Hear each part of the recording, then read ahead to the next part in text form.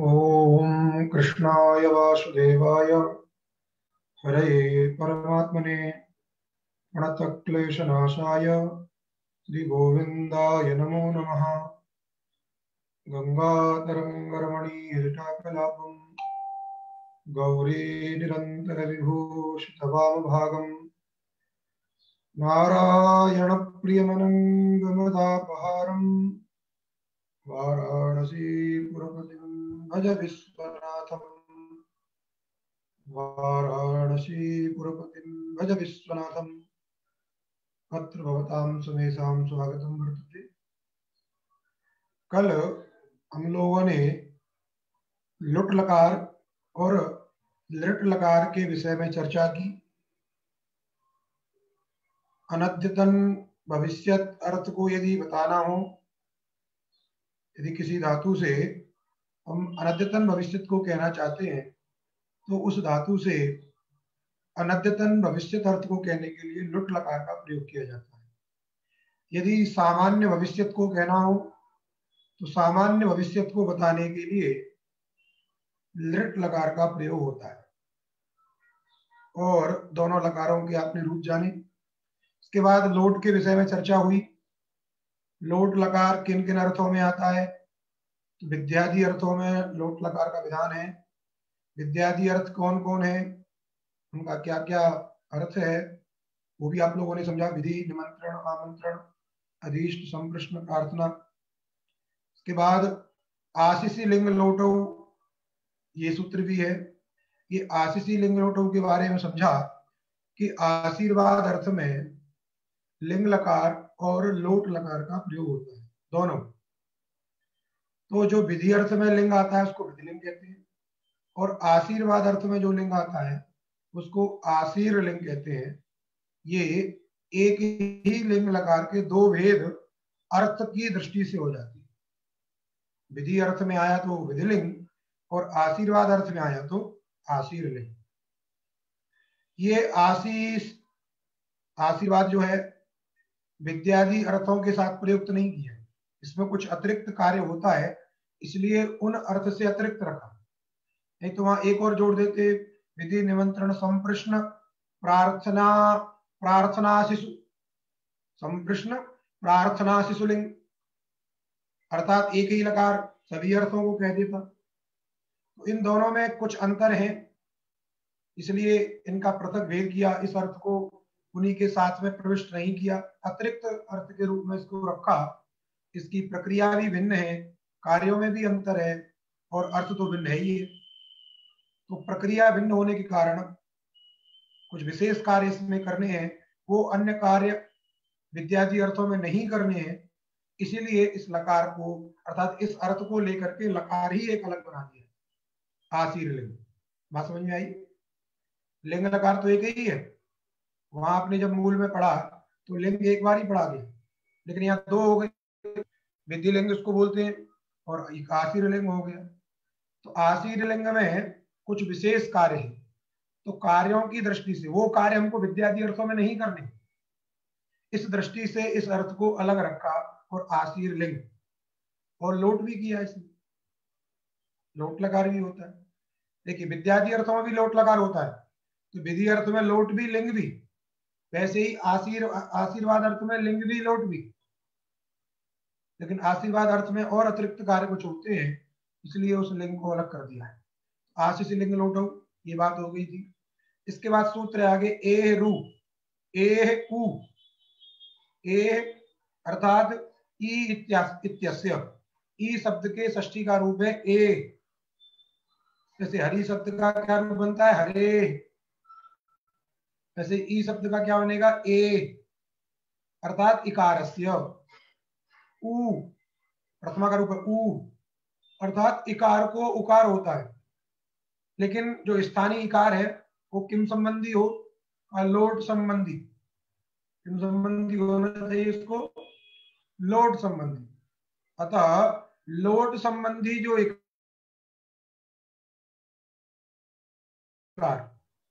लोट संबंधी जो, इसलिए व्यक्ति लिखी लोटः इकारस्य उ स्यात्।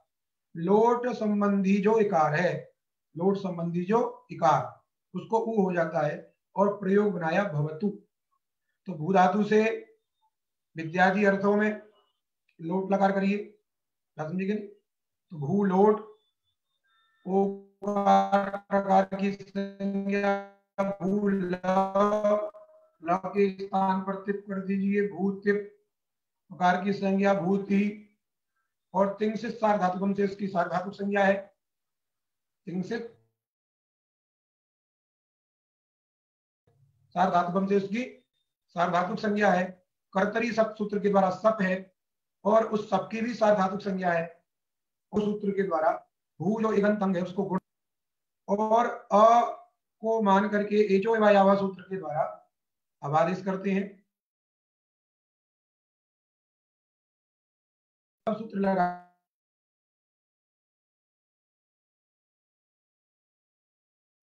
एरु इकारस्य उ भवति। लोट संबंधी जो इकार है, तो लोट क्या था, लोट लकार था, उसके स्थान पर क्या आया था, तिप प्रत्यय आया था। इसका मतलब लोट संबंधी इकार कौन हो गया, ती में जो इकार है वो लोट संबंधी, इसलिए लोट संबंधित क्या होगा, उस ई के स्थान पर उ आदेश हो जाएगा। तो भवती की जगह क्या हो जाएगा, भवतु। तो ई के स्थान पर क्या हो गया, केवल उ हो गया, बन गया भवतु।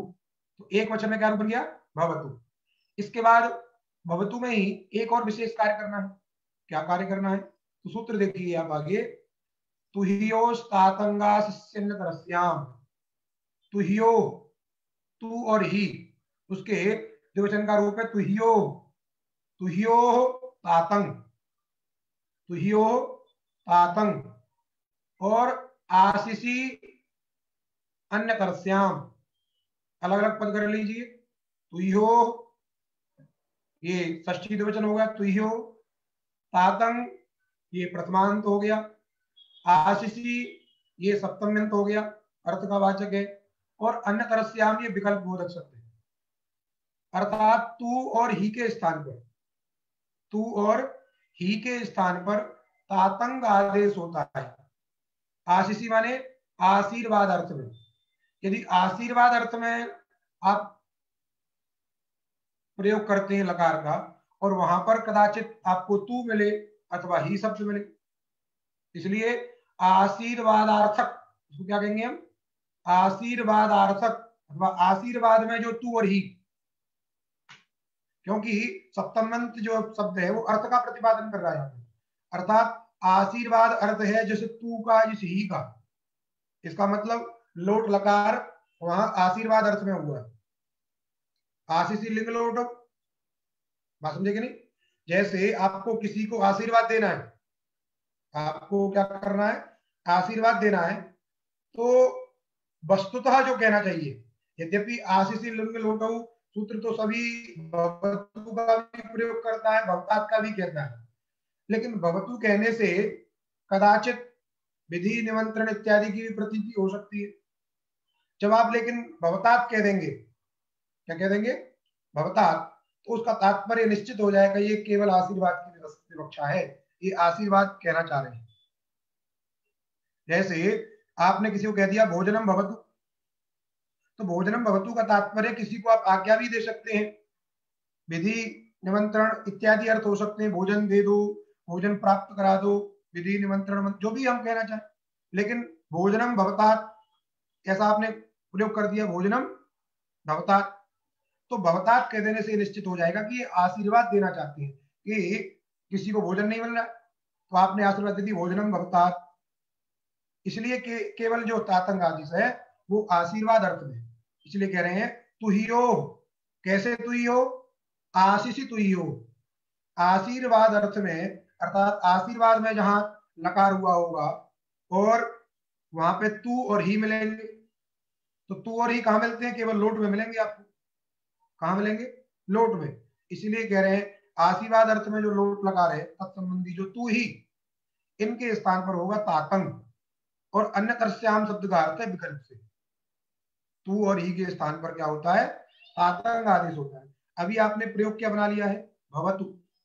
अब तू शब्द है वहां पे, क्योंकि आशीर्वाद अर्थ में लोट भी होता है, आशीर्वादार्थक तू हो गया। आशीर्वादार्थक तू होने के कारण उस तू के स्थान पर पूरा जो तू है उस तू के स्थान पर क्या होगा, तातंग। क्या समझे कि नहीं? यहां पर अलोंत लगा करके आप कहोगे तू के ऊ के स्थान पर करें, तू के ऊ के स्थान पर करें, तो यहां पर ये अलोंत सूत्र की प्रवृत्ति नहीं होगी। नानर्थ के अलोंत विधि, पीछे आपने पढ़ा था, नानर्थ के अलोंत विधि अनभ्यास विकारे, अनर्थ के अलोंत विधि न भवति। अनर्थक में अलोंत विधि नहीं होती, क्योंकि तू में जो ऊ है वो ऊ अनर्थक है, उसका कोई अर्थ नहीं। समुदाय वही अर्थवान तस्य एक देशो अनर्थक, समुदाय में ही अर्थ बनता है। तो पूरे समुदाय जो तू है, बात समझे कि नहीं? वस्तुतः यहाँ पर जो एरू है, उस जब आप थोड़े उच्च ग्रंथ पढ़ेंगे तो वहां एरू के स्थान पर तात्पर्य क्या है, या ई के स्थान पर ऊ नहीं करते, अपितु ती के स्थान पर तू करते। क्या करते हैं? ती के स्थान पर, क्योंकि वहां पर भी वही स्थिति है।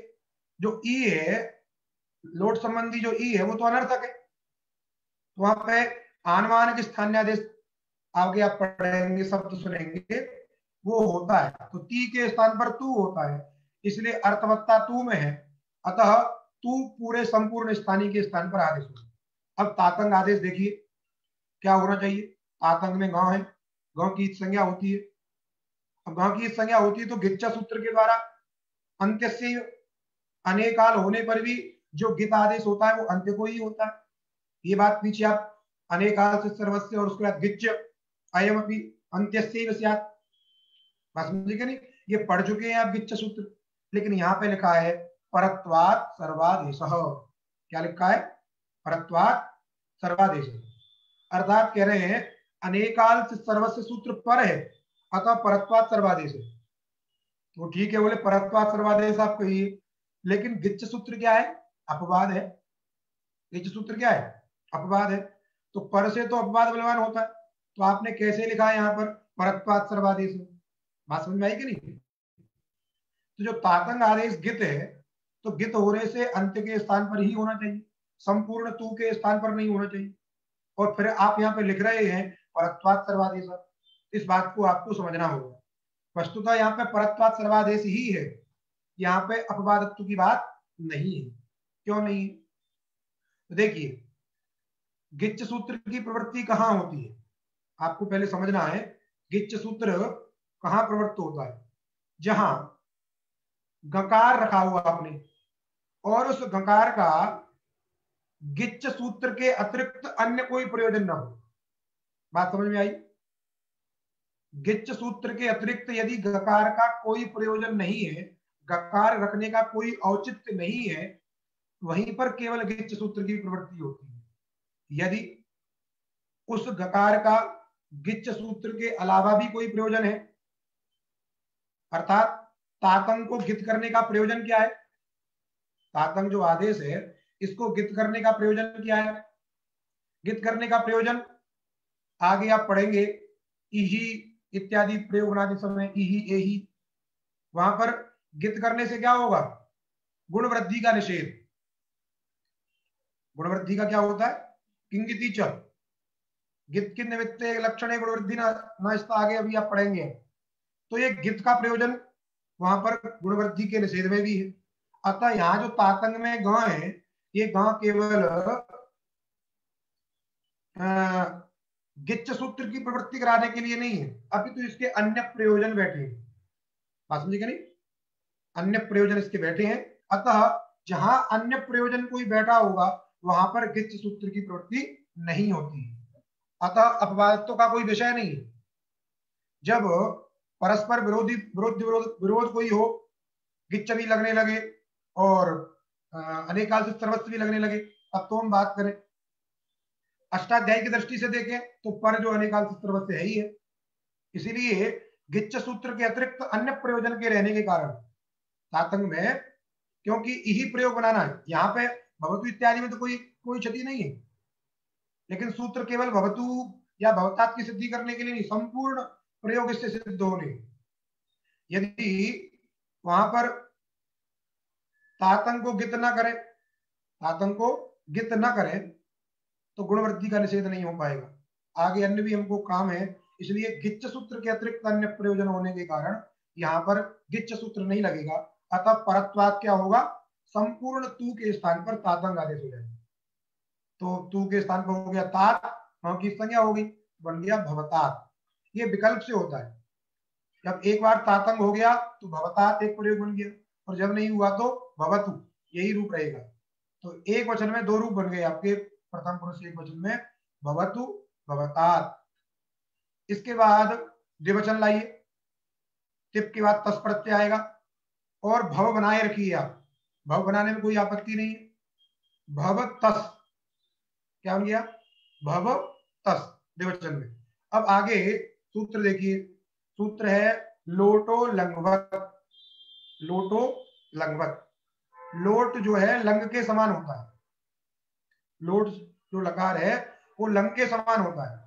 अब यहाँ पे बात समझने वाली है, देखिए लंगवत शब्द का प्रयोग किया। लंगवत शब्द का तात्पर्य क्या है, लंगह इव, लंगह इव इति लंगवत, तत्र तस्यैव, सूत्र पढ़ेंगे आप आगे। षष्ठ्यंत प्रातिपदिक से यहाँ पे क्या हुआ है, षष्ठ्यंत प्रकृतिक समर्थ सुबंत से क्या हुआ है, वती प्रत्यय हुआ है, षष्ठ्यंत मान करके। यहाँ तेर तुल्यम क्रियाचेदवती सूत्र के द्वारा नहीं है, तत्र तस्यैव सूत्र के द्वारा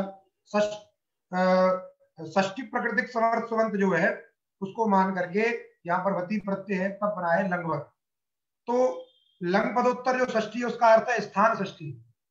क्या अर्थ है उसका, स्थान। तो सूत्र का अर्थ क्या होगा, लंगवत माने लंग के उत्तर षष्ठी हो गई, लंग स्थानिक वत, लंग के स्थान पर जो कार्य होते हैं वही कार्य लोट के स्थान पर होंगे। ध्यान दीजिए, यहाँ पे सप्तम अंत नहीं मानना है इसको।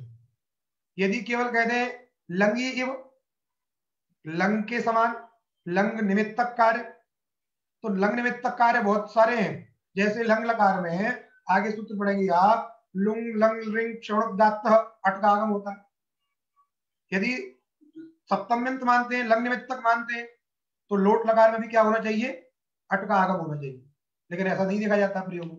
इसका मतलब यहाँ पर रहस्य है। ये रहस्य क्या है कि यहाँ पे षष्ठ्यंत है, लंग स्थानिक जो कार्य हैं वही लोट में होती है।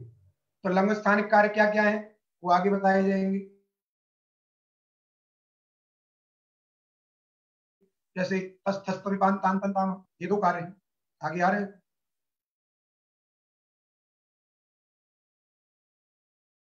इसलिए यहाँ पे ध्यान देना है कि कार्य जो है वो लोट में भी होंगे, अर्थात लोट के स्थान पर भी होंगे, लंग निमित्त तक नहीं करना है। बात समझ में आ गई, इसलिए कहा वृत्ति इसलिए लिखी है लोट षष्ठी, देखिए लोट है ना, तामादय सलोपश्च, लोट को क्या होते हैं, अर्थात लोट के स्थान पर तामादि आदेश होते हैं और सलोप भी होता है। तामादि आदेश करने वाला सूत्र है तस थस्त और सकार लोप करने वाला सूत्र आगे आएगा नित्यंगित। इसलिए वृत्ति देखिए आप, वृत्तिकार ने स्पष्ट कर दिया लोट षष्ठ्यंत प्रयोग कर रहे हैं, लोट तामादय सलोपश्च भवतु, तामादि आदेश हो और सलोप हो, क्यों, लंग इव, लंग स्थानिक। बात समझ में आ गई। अब तामादि आदेश करने वाला सूत्र कौन सा है, तो तामादि करने वाला सूत्र हो गया आगे तस थस तमेपान तान तन तामा। और एक बात सुनिए, लोटो लंगवत ये सूत्र क्या है, ये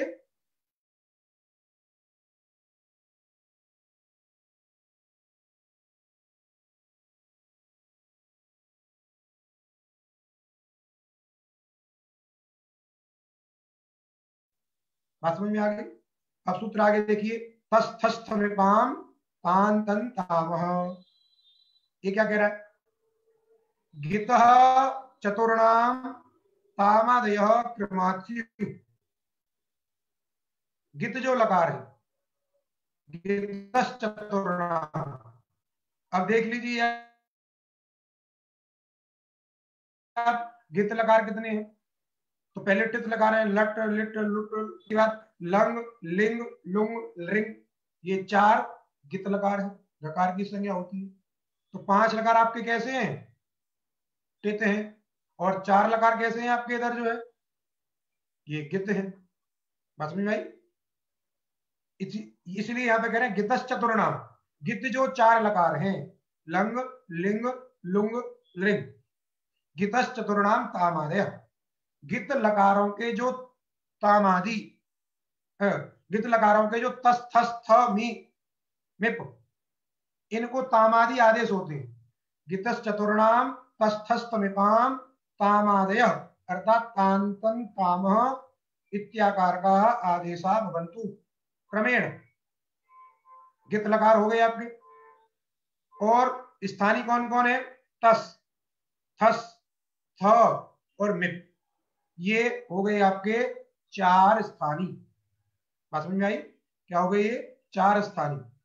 इसलिए गितः चतुर्णाम, गित जो चार हैं, तो गित संबंधी जो चार, गितः चतुर्णाम माने गित संबंधी, तो गित माने गित लकार, और उसके जो चार स्थानी चतुर्णाम अर्थात तस थस्त में पाम, चतुर्णाम माने तस थस्त में पाम।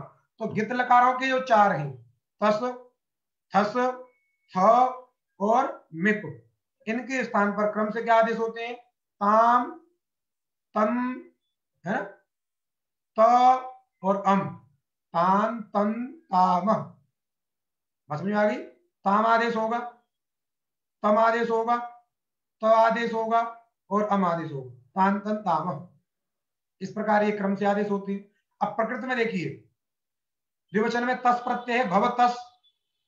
अब चूंकि लोट लंग के समान है और लंग लकार गित लकार है, इसलिए तत्संबंधी जो भी कार्य है, गित संबंधी जो कार्य ताम आदि आदेश, वो लोट में भी हो जाएंगे। तो लोट संबंधी जो तस है, उस तस के स्थान पर क्या हो गया? ताम।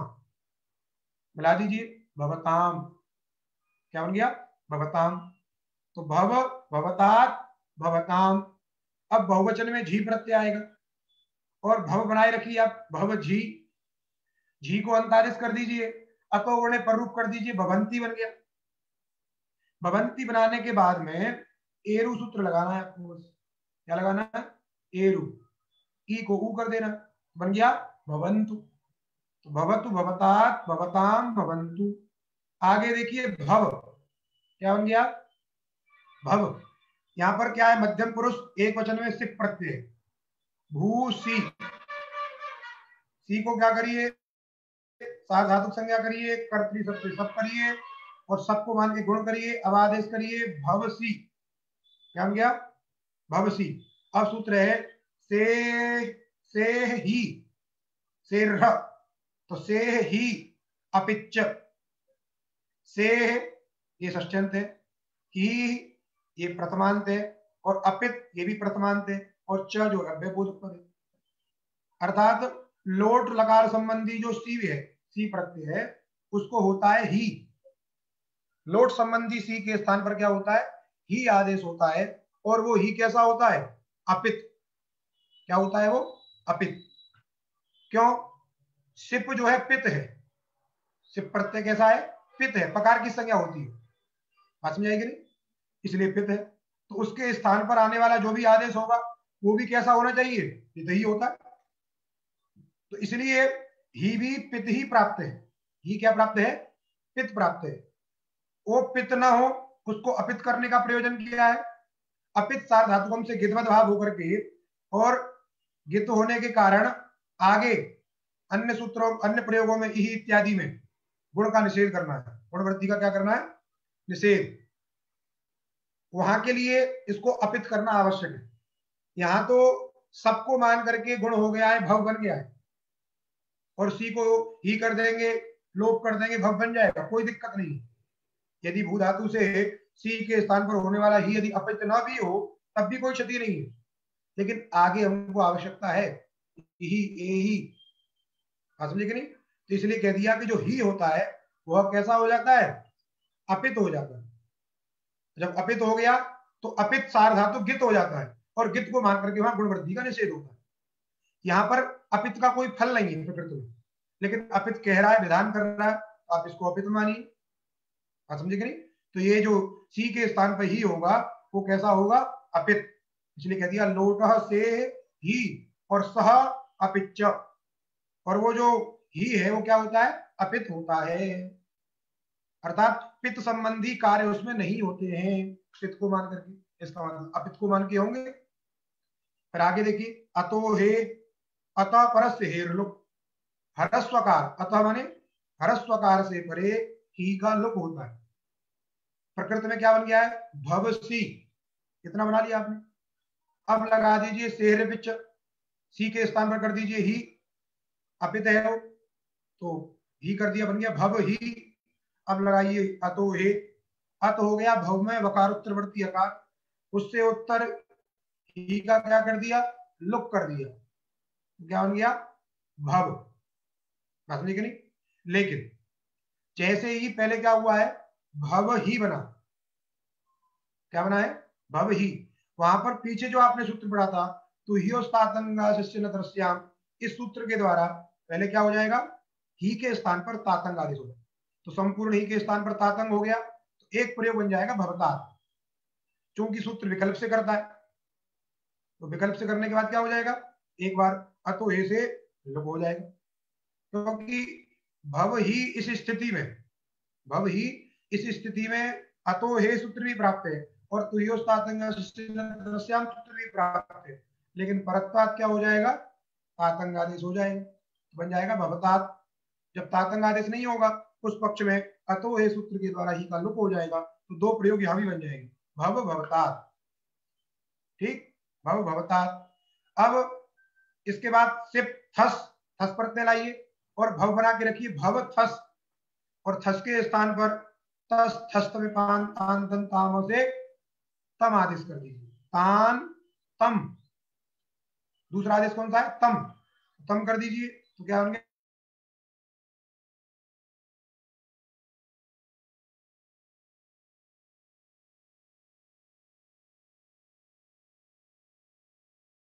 भवतम बन गया। भवतन में सिर्फ थस थ और भव आगे पर भी तस थस्त में पान तन तान, तो आदेश हो गया, तो क्या बन गया, भवत बन गया। इसके बाद उत्तम पुरुष एक वचन में मिप प्रत्यय और भव बना के रखिए, भव मिप प्रकार की संज्ञा भव मी। अब सूत्र देखिए आगे, मेहनी, मेहनी, लोटो, लोटो में, लोट संबंधी जो मी है, लोट संबंधी जो मी अर्थात मी प्रत्यय है, उसको क्या हो जाता है, नी से आता, उसके मी के स्थान पर नी आदेश हो जाता है, तो भव मी था, मी के स्थान पर हो गया नी, बन गया भव नी, क्या बन गया, भव नी।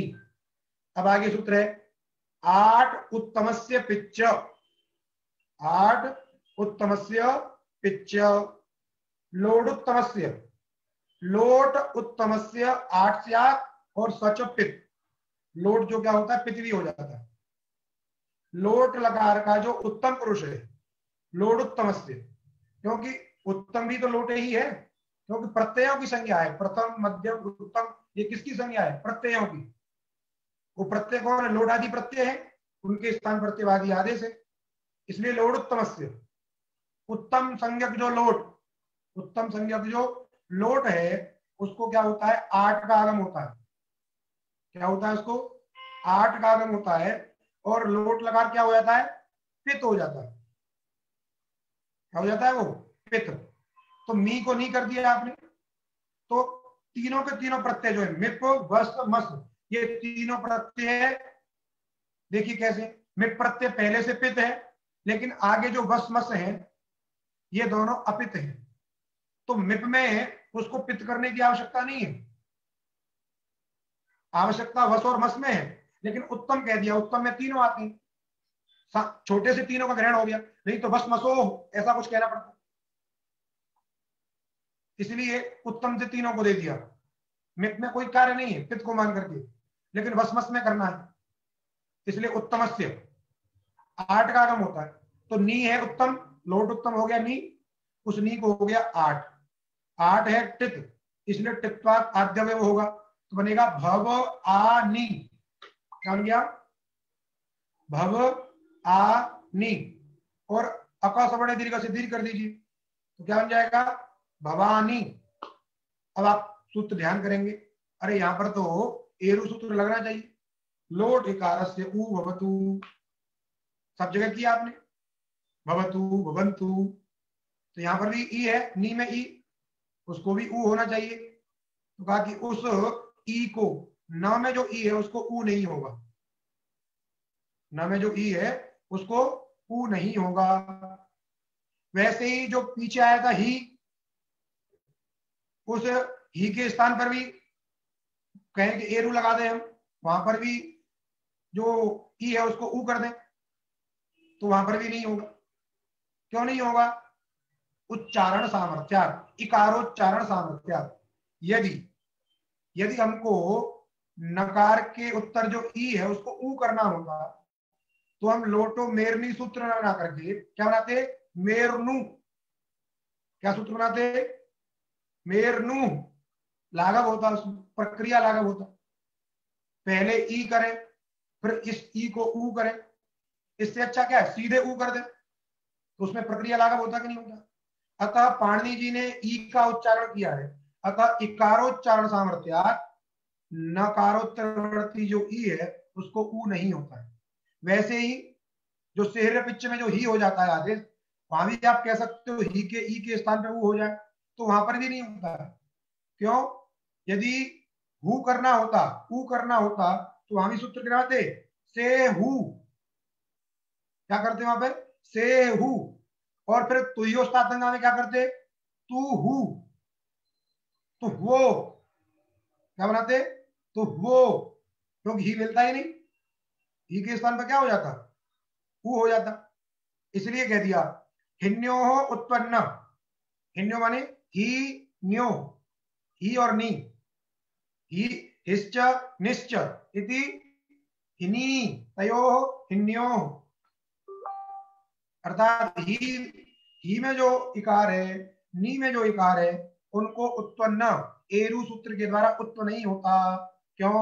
इकारोच्चारण सामर्थ्यात्, क्योंकि ही और नी में पाणिनि जी ने इकार शब्द का उच्चारण किया है, अतः वहां पर उत्पन्न नहीं होगा। अन्यथा क्या करते? सीधे पाणिनि जी ऊ ही उच्चारण करते। बात समझ में आ गई? इसलिए क्या बन गया? भवानी बन गया। यहां भवानी बन गया है। अब ये कुछ जो सूत्र है बीच में, ये प्रसंग के साथ यहाँ पे बताए जा रहे हैं, इनको आप देखिए। ते प्राग धातु, ते प्राग धातु, ते माने, ते शब्द का अर्थ है गत्युपसर्ग संज्ञा। गति संज्ञक शब्द और उपसर्ग संज्ञक शब्द आपने बहुत पढ़ा। इनकी गति संज्ञा होती है ना, और इनकी उपसर्ग संज्ञा होती है। धातु के योग में उपसर्ग संज्ञा गतिश्च, गति संज्ञा भी होती है।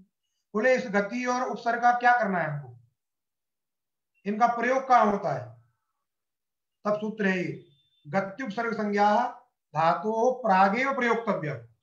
जैसे हम कहते हैं ना, प्र उपसर्ग पूर्वक इस धातु से ये हो गया है। जैसे आपने प्रांच इत्यादि बनाए थे, तो कहते हो प्र उपसर्ग पूर्वक अंचु धातु से क्विन प्रत्यय किया, सर्वापारी लोप किया, ऐसा था। तो उपसर्ग को पूर्व में क्यों कहते हैं? आप कहिए अंचु धातु से उत्तर में प्र उपसर्ग जोड़ा हमने, फिर क्विन प्रत्यय किया, ऐसा क्यों नहीं कहते? उपसर्ग को पूर्व में ही क्यों रखते हैं? उपसर्ग को बीच में क्यों नहीं रखते? उपसर्ग को अंत में क्यों नहीं रखते? बात समझे कि नहीं? गति संज्ञक शब्द को पूर्व में क्यों रखते हैं, मध्य में क्यों नहीं रखते हैं, उत्तर में क्यों नहीं रखते हैं? तो उसका नियामक सूत्र है, पूर्व में क्यों रखा जाता है, उसके लिए सूत्र है ते प्राग धातु। ये सूत्र बता रहा है, आदेश कर रहा है कि जिनकी गति संज्ञा होती है अथवा जिनकी उपसर्ग संज्ञा होती है, उनको धातु से पूर्व में ही प्रयोग किया जाता है। आज्ञा कर रहा है सीधे, प्रयोक्तव्या। समझे कि नहीं? अर्थात गत्युपसर्ग संज्ञक शब्द धातु प्रागे प्रयोज्या, धातु के पहले ही उनका प्रयोग होगा। कभी ये नहीं कहना है अंचु धातु से प्र उपसर्ग जोड़ दिया, बाद में अंचु प्र फिर क्विन प्रत्यय किया, ऐसा नहीं। तो जब आपसे कोई पूछेगा कि उपसर्ग का या गति का पूर्व में प्रयोग क्यों होता है, तो ये सूत्र आपको स्मरण रखना है, ते प्राग धातु। बात समझ में आ गई? इसलिए कहा ते माने गत्युपसर्ग संज्ञक शब्द धातु प्रागे प्रयोक्तव्या। बात समझ में आ गई? अब आगे सूत्र देखिए, आनिलोट। क्या सूत्र है? आनिलोट। ये आनिलोट सूत्र ऋणत्व करने वाला सूत्र है। ऋणत्व प्रकरण में ये सूत्र पढ़ा गया है। रसाभ्याम ऋण समान पदे अटकोपांगुम उपसर्गस्थात इत्यादि सूत्र के बाद में आनिलोट, इसलिए इसमें अनुवृत्ति वगैरह सब वही है सामान्य।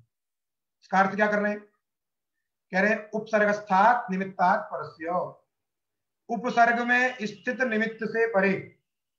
ध्यान दीजिए, ऋणत्व के निमित्त कौन है? रेफ और सकार। ऋणत्व के निमित्त कौन है? रेफ और सकार। निमित्ती कौन है? नकार। निमित्ती शब्द का अर्थ क्या होता है? स्थानीय। समझिए। और निमित्त माने कारण, हेतु, जिसको मान के कार्य होना है। अर्थात यहां पर जो रेप सकार है वो उपसर्ग में स्थित होने चाहिए। ये सूत्र कहां लगेगा? जहां उपसर्ग में स्थित रेप सकार रहेंगे। और क्या शर्त है? उपसर्गस्थात् निमित्तात् परस्य लोडादेशस्य, लोड आदेश, लोट स्थानिक जो आदेश है, आनी। आनी, आनी का मतलब मेरनी से नी होता है और आड़ुत तमस्य से आठ का आगम होकर के वो आनी हो जाता है। क्यों? आगम है तो यदागमास तद्गुणी भूतास तद्ग्रहणेन गृह्यन्ते परिभाषा के द्वारा नी के ग्रहण से ही आनी का ग्रहण होता है, क्योंकि नी का अवयव है वो आ। इसलिए कह रहे लोडादेशस्य आनी इत्यस्य। यद्यपि लोट के स्थान पर कहीं भी आनी आदेश होता ही नहीं। लोट के स्थान पर क्या आदेश होता है? नी। क्या आदेश होता है? नी, मेर नी। किंतु उस नी को, लोट को आठ का आगम है। आगम है, आगम आगमी के ग्रहण से ग्रहण होता है, इसीलिए नी के ग्रहण से आविशिष्ट का ग्रहण किया जाएगा, अर्थात आनी का ग्रहण किया जाएगा। अतः कह दिया लोडादेश से आनी इत्यस्य, लोड स्थानिक जो आदेश आनी है, तत्संबंधी जो नकार, आनी घटक जो नकार, उसको होता है ऋण। अर्थ समझ में आया? उपसर्ग में स्थित जो रेप सकार, उनसे उत्तर लोड स्थानिक, लोडादेश जो आनी शब्द है, उस आनी घटक जो न है, उस न के स्थान पर होता है ऋण। जैसे प्रभवानी, अभी आपने भवानी बना लिया, अब आपने प्र उपसर्ग जोड़ दिया उसमें, प्रभवानी पहले बना लीजिए, प्रभवानी। अब यहां देखिए उपसर्ग है प्र, उस प्र में निमित्त कौन हो गया? रेप। प और र मिलके प्र है, रेप हो गया उपसर्ग में स्थित। उससे उत्तर लोडादेश जो नी। अब आप कहोगे यहां तो मध्य में पूरे भव का व्यवधान है, मध्य में क्या है? पूरे भव का व्यवधान है। तो आप दिमाग पर थोड़ा जोर डालिए। क्या कहा है? लोड स्थानिक, लोडादेश जो आनी है, तो आनी प्रत्यय है, प्रत्यय बिना प्रकृति के तो आएगा नहीं। जब आनी इत्यस्य कह दिया, इसका मतलब है कि प्रकृति जितनी भी बड़ी हो उस सबका हमको व्यवधान चलेगा, कोई क्षति नहीं। बात समझ में आई? आनी प्रत्यय है और प्रत्यय का स्वतंत्र प्रयोग तो हो नहीं सकता है बिना प्रकृति के, बिना धातु के। इसलिए आनी कहने का मतलब ही ये हो गया। लोड आदेश जो आनी कहने का तात्पर्य क्या हो गया? प्रकृति का व्यवधान तो सोडव्य होगा ही। और दूसरा, उपसर्ग में स्थित निमित्त मांग रहे हो। जब उपसर्ग संज्ञा कब होगी? तो धातु का प्रयोग होगा। तभी तो पराधियों की उपसर्ग संज्ञा कब होती है? धातु के योग में होती है। इसका मतलब धातु रहनी चाहिए। इसलिए व्यवधान, अब व्यवधान की चर्चा नहीं करनी, इसलिए न के स्थान पर क्या हो जाएगा? ण हो जाएगा। तो प्रयोग बन जाएगा प्रभवाणी। क्या बन जाएगा? प्रभवाणी। उस प्रभवाणी की सिद्धि भी लिख दिया है एक नंबर पे, वही जो बता रहे। बात समझे कि नहीं? पढ़ेंगे उसको भी। इसके बाद देखिए एक और वार्तिक दे रहे, दुरह सत्वणत्वयोः उपसर्गत्व प्रतिषेधो वक्तव्य। ये एक नई विचित्र बात कह रहे हैं।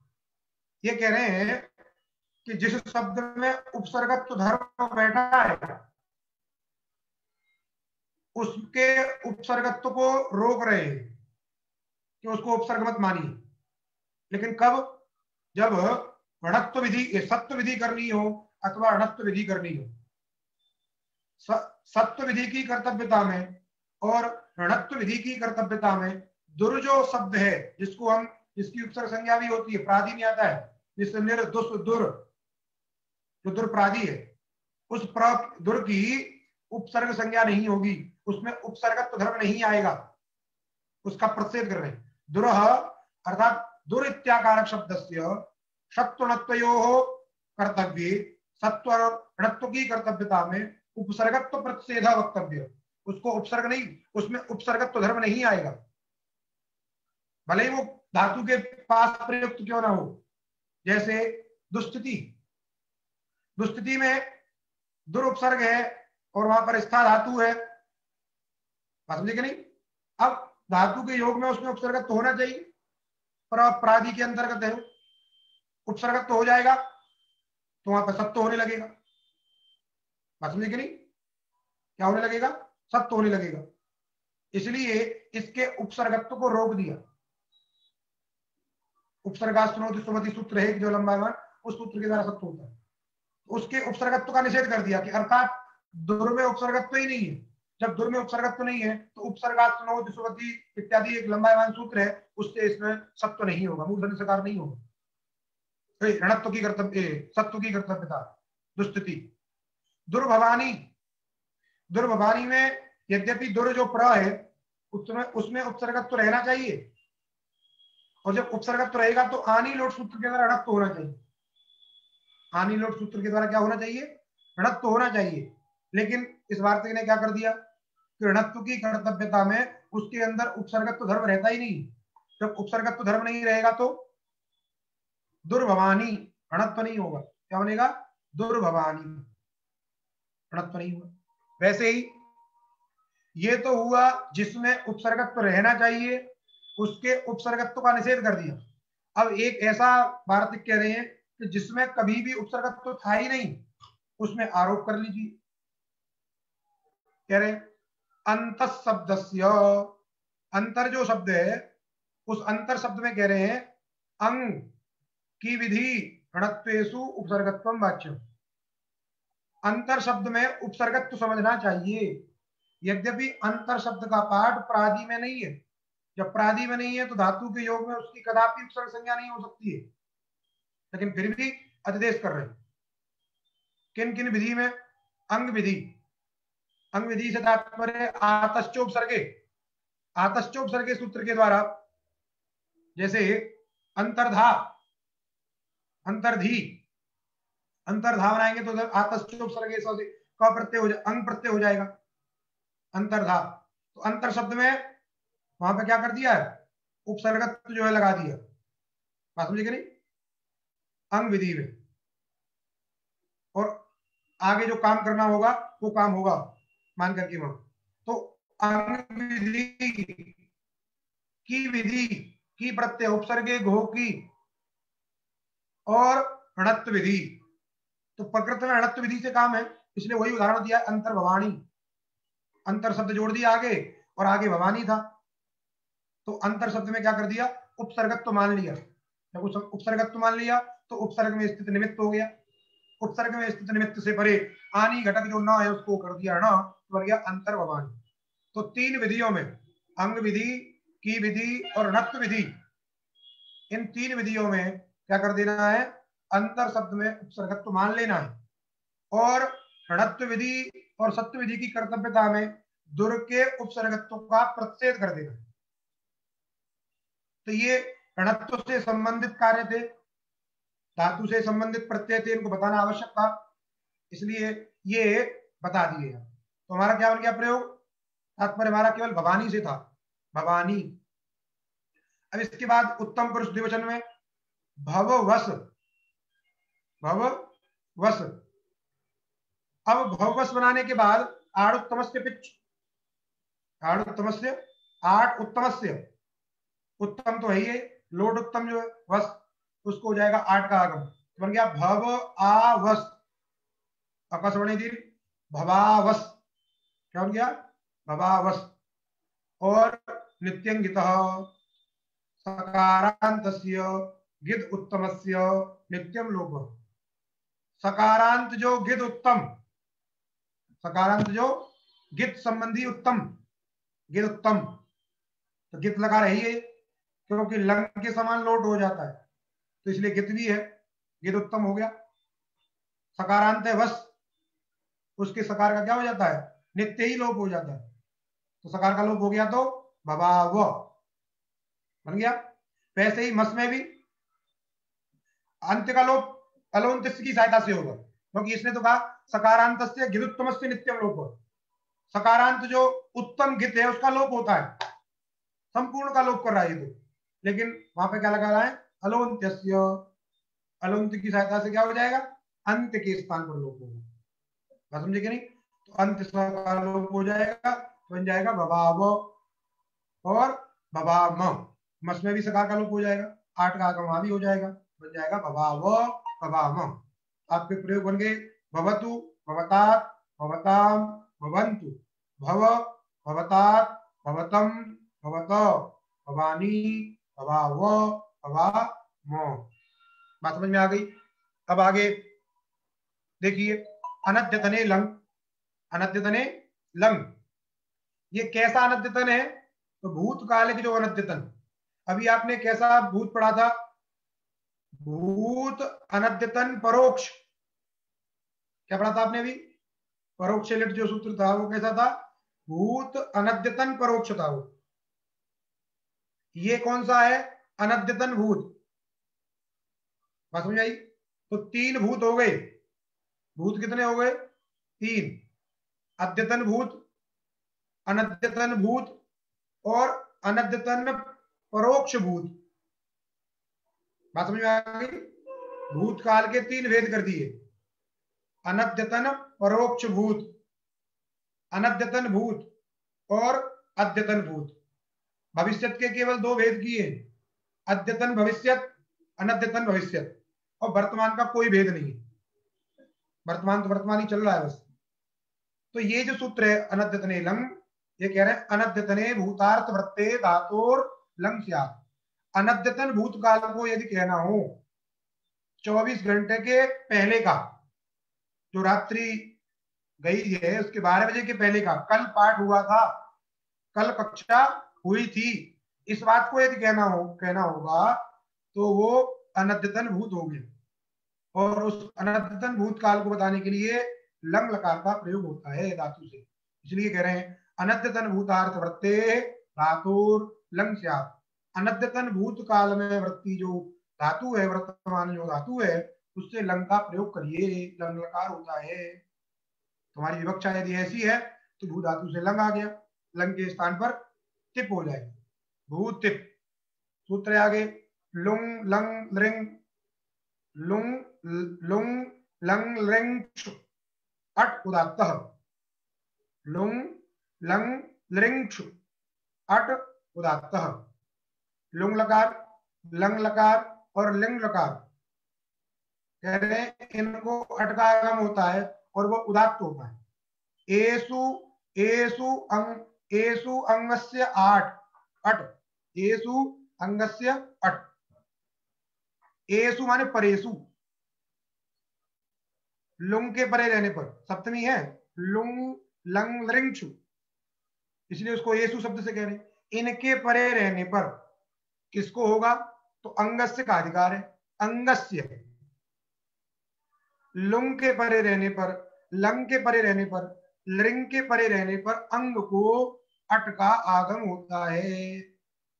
तो भू धातु से आपने क्या किया है, लंग लकार किया है, लंग प्रत्यय है, यस्मात् प्रत्यय विदिष्टदादि प्रत्यय अंगम, तो अंग संज्ञा किसकी हो गई, भू की, अंग संज्ञा किसकी हो गई, भू की, इसीलिए उस भू को क्या हो जाएगा, अट का आगम, अट जो टित है, टित्वात आद्यवय, क्या हो गया, अ भू लंग, लंग के स्थान पर त्यवादी कर दीजिए, अभूति, बात समझ में आई। तो लुंग लंग लिंग, लुंग लंग लिंग, इन तीनों के परे रहने पर अंग को अट का आगम होता है।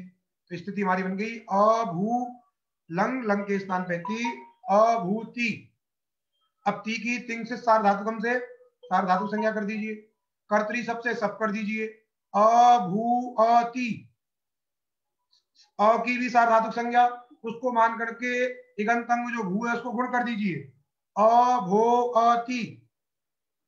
ओ को अबादिश कर दीजिए, मिला दीजिए, अभव अभवती, क्या हो गया, अभवती। अब ती में जो ई है उसका इतश्च, कह रहे गितो लस्य परस्मै पदम इकारांतम यत् तदंतस्य लोपः। गित जो ल, गित जो लकार, गित जो लकार, लस्य परस्मै पदम, लस्य स्थान देखिए, गित लस्य परस्मै पदम इकारांतम यत्, गित और ल का अभेदान्वय, गित अभिन्न जो ल, तदस्थानिक जो परस्मै पद, गित अभिन्न जो ल, अर्थात गित जो लकार, गित जो लकार, उसके स्थान पर होने वाले जो परस्मै पद संज्ञक प्रत्यय, उसमें भी जो इकारांत, इकारांत, इसलिए गितो लस्य परस्मै पदम इकारांतम यत्, गित लकार संबंधी जो परस्मै पद संज्ञक इकारांत प्रत्यय है उसका लोप होता है, अलोंत की सहायता से होता है, इसलिए तदंतस्य, तदंतस्य लोप। इसका मतलब क्या हो गया, जो गित लकार हुआ लंग, उसके स्थान पर जो परस्मै पद हुआ है ती, है क्या नहीं, वो इकारांत है, उसी इकार का क्या होगा, लोप होगा अलोंत की सहायता से। तो जो ती में ई है उसका लोप हो जाएगा, तो क्या बन जाएगा, अभवत। क्या बन गया, अभवत बन गया। इसके बाद अभव बनाए रखिए आप, अभव, और द्विवचन जोड़िए उधर तिप की बात तस, अभव तस, और तस के स्थान पर तस थस्त में पान तान तन ताम, पीछे आपने पढ़ा है, तामादेश कर दीजिए, बन जाएगा अभवताम। इसके बाद जी प्रत्यय लाइए, अभव जी, अभव जी, जी के स्थान पर अंतादेश कर दीजिए, अभव अंति, क्या बन गया, अभव अंति, और अंति में इतश्च पहले लगा दीजिए, इकार लोप कर दीजिए, अभवन अंत, अभव अंत, अतोगुणे पर रूप कर दीजिए उधर, अभवनत, और तकार का संयुगांत लोप कर दीजिए, क्या बचेगा, अभववन, बन गया। बात समझ में आई, अभव जी, जी के स्थान पर अंतादेश, इकार का लोप और तकार का संयुगांत लोप, अतोगुणे पर रूप, अभवन, तो बन गया अभवत, अभवताम, अभवन। मध्यम पुरुष एक वचन में अभवसिप, प्रकार की संज्ञा अभवसी, सी में इकार की संज्ञा इतश्च, अभव, फिर अभव थस, सिप थस, थस के स्थान पर तम आदेश कर दीजिए, अभवतम। मध्यम पुरुष बहुवचन में थ प्रत्यय, अभव थ, थ के स्थान पे त आदेश, अभवत, तो अभव, अभवतम, अभवत। इसके बाद अभव मिप, अभव मिप, प्रकार की संज्ञा अभव मी, इतस्य कार की संज्ञा ए, तस्थस्त में पान तान तन ताम, हम आदेश कर दीजिए, क्या कर दीजिए, तस्थस्त में पाम, मिप के स्थान पर क्या हो जाता है, हम आदेश। बात समझेगा नहीं, तो क्या बन जाएगा, अतोगुणे पर रूप करने पर अभवम, मी के स्थान पर अम हो गया। उधर अभव वस, अभव वस, अब वस करने के बाद में अतो दीर्घो यही, ययादि सार्वधातुक, सार्वधातुक संज्ञा है उसकी वस की, तिंग से सार्वधातुकम से, और यह प्रत्याहार बुद्ध वर्ण आदि में, इसलिए ययादि सार्वधातुक मान करके अदंतम को दीर्घ, अभवाव वस, क्या बन गया, अभवाव वस। और सकार का नित्यंगित, सकार का रूप कर दीजिए, अभवाव, अभवाव, और वैसे ही मस में भी वही करना है, अदंतम को दीर्घ कर देना है, सकार का नित्यंगित से लोप कर देना है।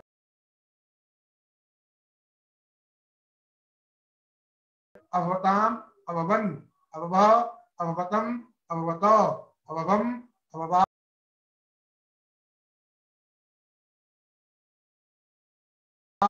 अब आप इसका अभ्यास करिए। कल अष्टमी है, कल अवकाश रहेगा।